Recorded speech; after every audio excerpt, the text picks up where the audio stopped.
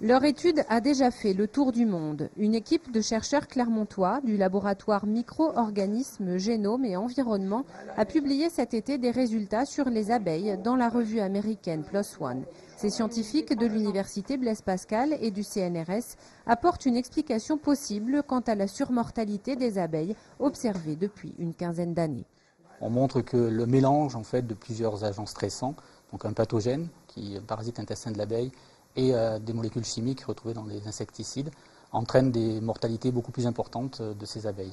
Ce cocktail s'avère particulièrement dangereux puisque le taux de mortalité passe dans ce cas de 45 à plus de 80%, alors même que les doses d'insecticides utilisées sont très faibles.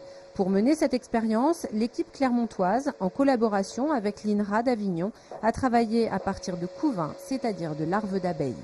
On les a récupérés, montés en laboratoire, on les a fait naître dans le laboratoire et 5 jours après leur naissance, nous les avons infectés donc avec le parasite Nosema serrani.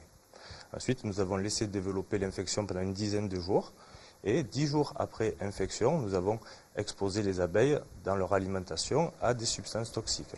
10 jours plus tard, les résultats sont édifiants. Une large majorité des abeilles n'ont pas survécu. Cette étude invite ainsi à réfléchir sur l'utilisation et l'homologation des insecticides.